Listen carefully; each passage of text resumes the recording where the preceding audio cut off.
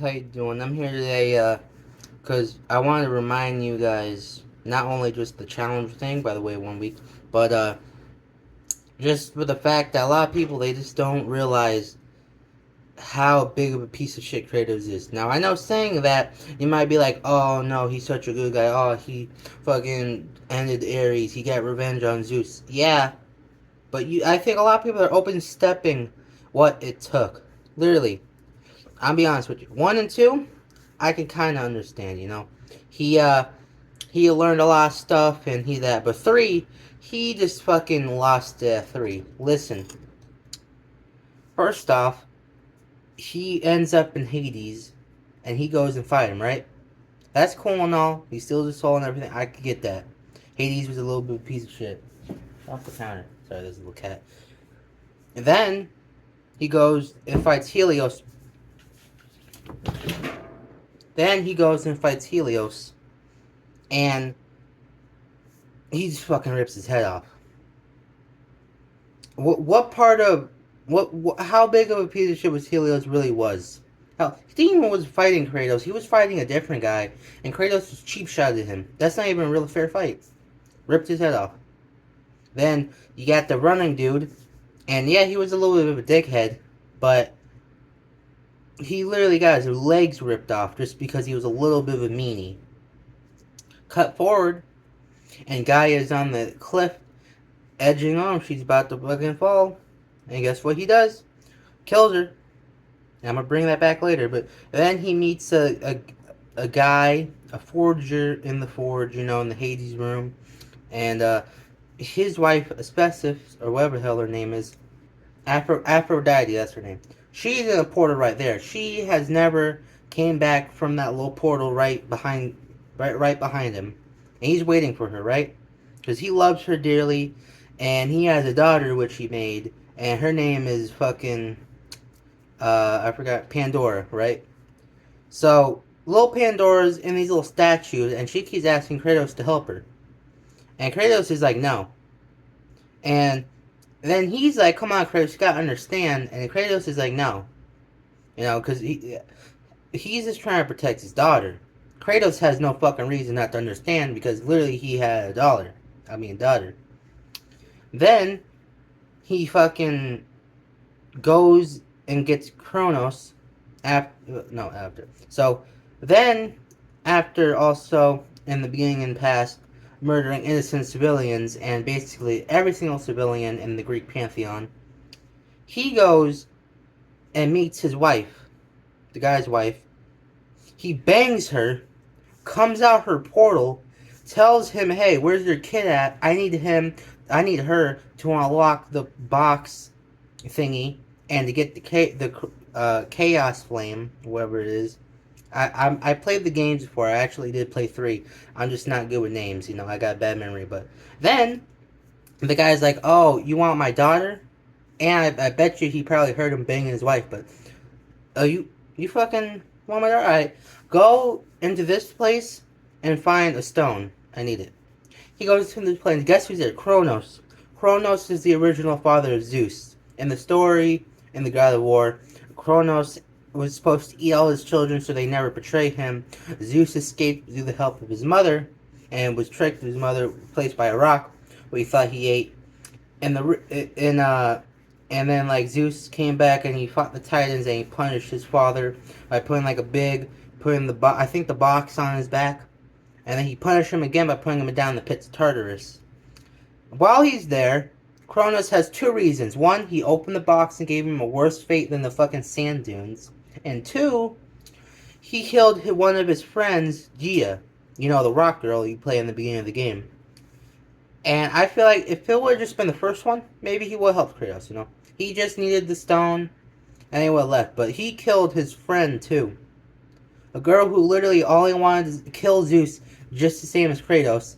And if the tables were turned, Kratos definitely would have betrayed her. They fight, gets his guts ripped out, fucking is killed. Kratos drops down, goes back into the room, goes, you lied to me. The guy goes, oh no, I was just trying to test to see how strong you were, huh? He makes the whip, Then he's like, "Your final reward," bzzz, and he tries to betray Kratos. Kratos outpowers him, and while he's dying, the big guy's like, "Please, fuck, for the love of God, Kratos, just protect her. Hey, don't fucking make sure she's all right." That's all he cares about. His only fucking whim was that his daughter was fine. He didn't care if he was dying. He didn't give a fuck about his horror wife. He didn't care if he was literally in a lava pit. All he cared about was his child, the one that wasn't even his. And Kratos basically doesn't give a fuck because he only wants the kid for the Chaos Flame or whatever the hell his name is. So then, I'm not. I haven't played that much, but then he gets into the garden, right? The little labyrinth thingy, little maze. Goes in there, and the girl's like, "You're fucking over humanity. You're fucking over nature. This garden was literally so like beautiful and filled with life, and now you're fucking destroying it. Stop right there." Someone is telling Kratos he's doing harm to innocent people who has families and lives, and the innocent plants and animals who literally done nothing. Does Kratos care? No. He literally says, "Fuck off," and then he fucking goes through, and then she, near the end, she's yelling and screaming, yeah, because she put, get down from there. These cats are so bad, they keep getting on the corners. Anyway, after that, he beats the shit out of her because she said something about Pandora, which he didn't really care about until that point. Then he uses her dead body for the puzzle in the garden to escape, and then when he breaks a gem they use to escape, so any other person in there, it's literally fucking stuck. All the sick people, and he caused disease and famine when he opened the box. So let's recap. He killed a father with a whore wife who just wanted to protect his child. He killed gods who were kind of mean to him brutally. He used a dead body to solve a puzzle. He killed his grandfather because his grandfather was mad that he killed his best friend and that he opened the box, giving him a worse fate. And the fact that all this was because one of them got the wrong child. It was supposed to be, his brother was supposed to be free, and Kratos was supposed to be that, the one in prison and everything.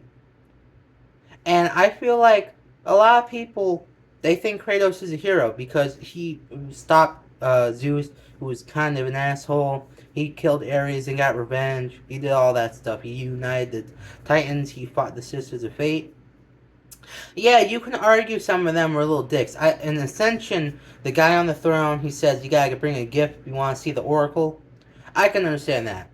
I can understand if you're defending yourself. Like in the new God of War games, he literally is going through only defending himself. He doesn't want to fight unless he has to. And he barely even uses the blades. You can pick. I always use the axe because it's cooler and has better power-ups, personally in my opinion. But a lot of people, they don't realize that difference. Like, in the first God of War, you kill some people just because you want to, right? You kill them just because it's fucking fight. In the new God of War games, he fights when he has to. He doesn't, like, go up to a guy and go, hey, you want to fight? No, he literally is chilling, he's vibing, and then people come up to him wanting to fight. That's a big difference a lot of people are missing. Yeah, sure, you could pull out some shit. Yeah, it's like, oh, what about Baldur? You didn't have to kill him. You know, he could just let him kill Freya. No. Because that would have just repeated the cycle that he went through, and then Baldur would have just lived through with him, and he's like, we gotta break the cycle, we gotta be better. So, instead of doing this Kratos Zeus thing with Baldur and Freya, he breaks the cycle, because he realized that his past self was a fucking asshole, and he probably shouldn't have done that. A lot of people, they look back at Kratos, and it's probably this the new games, they look at him and they go, oh, he's such a stoic, strong character. He's always ready to fight, even in the beginning, even to the end. He's always ready, especially in that new Valhalla. Yeah, he was good. I love Kratos in the later games. I love Kratos when he realized, hey, being a horrible person and doing bad things just in the name of revenge, it's kind of shitty, you know? He realizes the error of his ways and is literally haunted by Athena when he uses the Blaze of Chaos, and he literally looks at Athena, the little ghost thing, and goes, "I'm a monster, but I'm not your monster anymore." He knows he can never pay back what he did. He knows he's just as bad as all the other gods back in the three games. He knows. And he's okay with it because he's trying and actively stopping and trying to stop and being there to make sure it never happens again. He doesn't want to fight in the new games. Odin and Thor come to him for the fight. Never forget that. Thor came to him to fight. Magnum and Modi came to him to fight. Baldur came to him to fight. We need to take a second to look back at Kratos and look at the difference between wants to fight and fighting for the reason to fight. The centaurs back in the original games, what were their duty? They were to protect the place he's in because he's not supposed to be there. And they're like guards. I don't know if it's to you, but me, they're guards. And they're guarding the place, and Kratos just whoops their ass, kills them. I can understand most of the monsters, right? I can understand it. And that's why I hate... I'm talking directly to that one guy. To the one creator of the God of War games, he said, the new Kratos shouldn't be a dad. He shouldn't have all these morals and values. Really? Really? You're telling me you want the civilian-killing, disease and famine spreading destroyer of a fucking entire pantheon, rather than a cool, calm, collective God who understands the error of his ways and is trying to improve and be better? So you're saying it's like this. You're saying instead of modern day jackass, you want old jackass. You understand what I'm saying? That has nothing. That means nothing. You can't just say, "Oh, I want," right? Because it's not going to change anything. Especially jackass. I use that because nothing has changed. It's still jackass, right? May have celebrities and maybe bigger. It's still jackass. You can't just change something because you want it. He could sit there and go, "Oh, yeah, Kratos needs to be fucking killing. He needs to be cool. Where's the Blades of Chaos at?" You can do all you want. But you can't just fucking go back in the games that you created, maybe help them out a bit. No, you decide, no, I'm just going to be a little bitch and complain about it. And I'm making this video, and I know that I don't care if he sees it, personally. Because I want him to know the fact that you want a worse version of your character really shows a lot of signs, man. Imagine this, right? Imagine a guy comes up and he created Batman. And he's like, "Oh no, I don't want Batman to help people and to try to grow and better. I want Batman just to kill people randomly. I want Batman to use guns. I want Batman to fucking bomb an orphanage." That's basically what you're saying. Characters, literally, if they do not grow and change and become better, or at least try to, they will never be interesting. Tony Soprano in The Sopranos, he tried. He failed, but he tried to be better. He knew he couldn't get out, but he tried to be a better person. It failed, but he tried. That shows interest. That's why a lot of people still go back to the 6th season. That's why a lot of people go back because he's new. Not because it's Sopranos, but because the characters actively grow and change. Pussy becomes a rat, right? Christopher might have been a rat. Adriana was a rat. Silvo got shot. We don't know who killed Tony Soprano. We don't even know if he's dead or alive. We just cut to black. It could be Paulie. It could be Dutch. It could be anyone. That's the point. Characters that don't grow and change over the seasons, they're boring. Alright, you get used to it. If one guy does one thing again and again and again, it's going to be boring and no one's going to watch it, alright? But if you have a character that can grow, that can learn, that can realize, that can change, then people are going to watch it. Because it's literally fucking... It's perfect, It's like the simplest thing to do ever. You have a character, right? It could be a shitty character, it could be a good character. And you keep adding stuff on. This is why I love Red Dead Redemption series. Arthur, you can either make the biggest piece of shit or the biggest savior in the world, he grows and changes during the game. He starts to understand that the gang is becoming a little more violent, a little more bad than they're supposed to be. He understands that Dutch is getting controlled by Micah. He understands that, and he literally is trying to warn people. Hey, he literally tells Marston, he's like, "Hey, you should get your family and fuck off. You should go." He literally, in one of the endings, he tries to go back to get money, so then they all can live a good life. He dies, but he still tries. He grows. Even when he's dying, the best ending you get him looking at sunset, he knows. And he dies with it. Then you cut to Marston, trying to live a good life. And he's trying hard enough. So he does a little bounty hunting. He gets revenge on Arthur. He gets the money. Then he goes back to his little house. He's working real hard.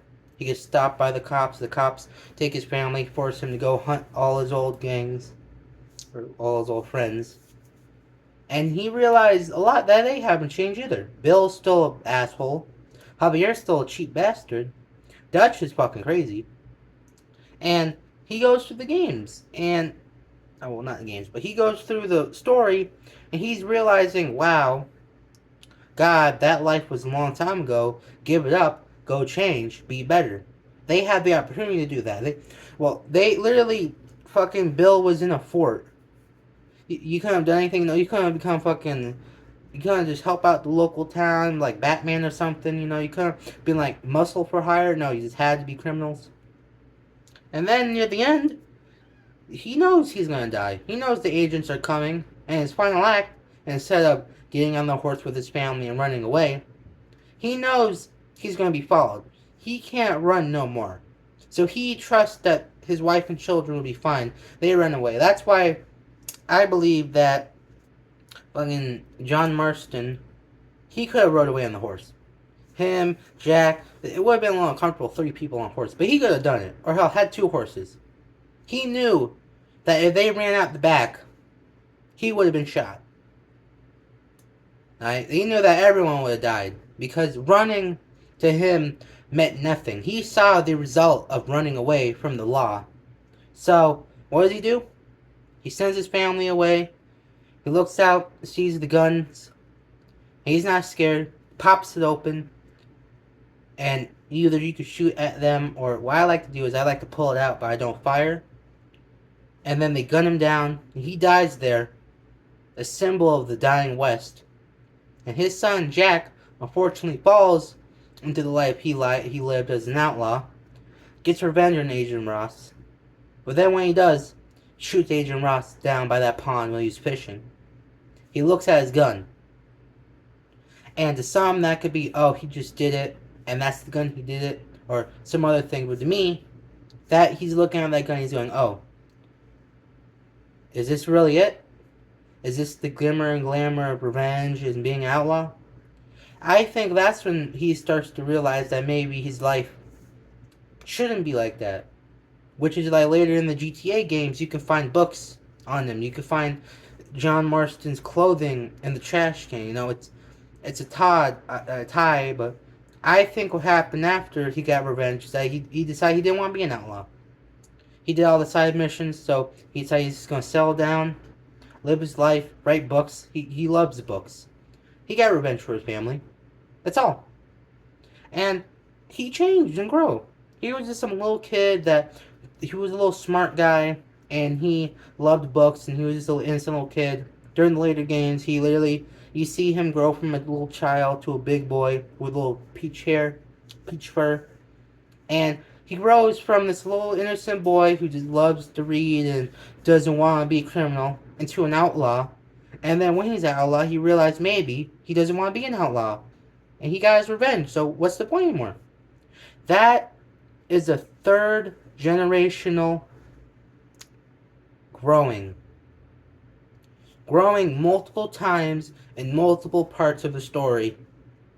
That is basically just what you need for a character. It could be the most cookie cutter game you have there. It could just be Call of Duty again. It could just be Black Ops again. Fuck, it could just be like, I don't know, Assassin's Creed again. With the point of what everyone goes back to these stories for us, not the gameplay. It can have good gameplay, but that's not the big part. It's not sound and quality. It's not the way it looks. If you just have something with good characters that people like and can respect and understand their woes and understand how they want to grow and be better or not and go into likability, that's what people want. You can have the best movie, right? It could be like High School the movie, High School the musical, all over again. It's all different though, little, and it could be like so big and so much money in it. If you don't have good characters, no one's gonna watch it. No matter how much money you shove into something, no matter how much you want that, if you don't have good characters, no one's gonna watch it. It's like Last of Us 2. Listen, I'm not saying it's a bad game, I'm not saying it's a good game. I played that game a little bit, and I discovered kind of that the characters, they really kind of dumbed them down a bit. Like, for instance, Ellie saw the guy die, right? I think that's her name. I played the first game. I haven't played the second one a lot. I only played a little because to me the characters were interesting. But I'll tell you why. She saw the guy who killed the father of her the doctor father. I don't know if she knew, but she had to have known eventually. Saw him die. She got revenge. Abby got revenge. Now she wants revenge on Abby for getting revenge on the guy who killed her father. You see where I'm going? And then she tries to stop multiple times. She's like, know what? I'm done with this revenge thing. I fucking tried. I failed. What's good? His brother comes back. Her uncle. He's like, hey, let's go do it again. Let's go do it again. Let's do it. It's kind of like that one scene in High on Life where it's like, oh, let's do it. We can't. Let's do it. No, we can't. Let's do it. But literally, that's why Last of Us 2 wasn't as big Last of Us 1. Because you saw the characters grow and change from like these strangers to like a father figure to this little girl.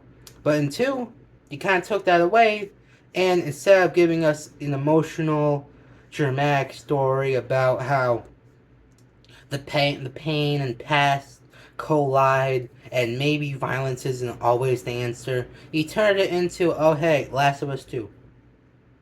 Some people may try to argue. Some people may go, "Oh no, the story's really compelling." That's how it is to me. Alright, this is my views. You don't like this video? That's fine.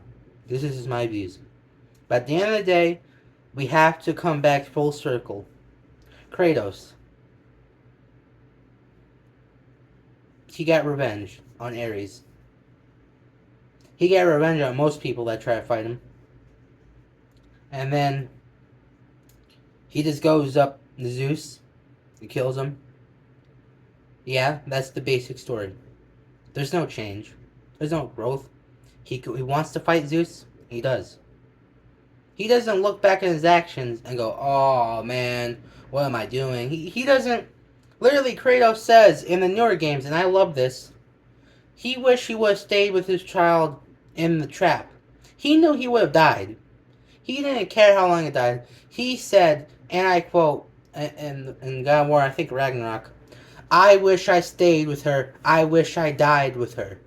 That's just my words, though. I have a bad memory again, but the fact that an older Kratos realizes that he would rather die the happiest of moments, being reunited with his child, maybe even his wife too, and fucking, even if it meant death, he knew deep down that was the much better option, and that should have what he done, but he didn't. Because young Kratos didn't want to die. He didn't want to do all that. Old Kratos knew. All Kratos knew that he should have. And if it wasn't for the story, and if it wasn't for that, I really wish Valhalla kind of ended like that. Maybe Kratos went back to younger past, and he said, calm down. And he looked back on that, and right before it happened, he said, let it go. Be with your family. And then, while fucking Atreus, maybe even Freya and all of them is crying because Kratos is kind of like slowly disappearing. Because if Kratos didn't died in Greece, before killing and fighting Zeus, he would never came to the Norse. I feel like Kratos would have been fine with that. He would have been happy. He would have looked at the people he loved and go, I'm sorry that you still have my memory. You may still have my memory, at least for now. And I'm sorry that I have to go. But this was a decision I made that I should have made a long time ago. And I'm not afraid. Give a little kiss, a little hug, say goodbyes. Bam. They didn't have to forget him. You know, it could have been part of the story. Maybe Atreus still has a little power to never forget. But I feel like that is what I would like to see. I get like, him sitting on the throne in Valhalla is still good. I like that. Because he still grows and he changes. That's just what I would like to see. At the end of the day, we can all agree though, at least Kratos came full circle, realized the error of his ways, and now in Valhalla, he confronted the past a bit and is sitting down on the throne, possibly the last story of Kratos. My name is Bryce Eric Tony Noon, and I'll catch you later. Peace.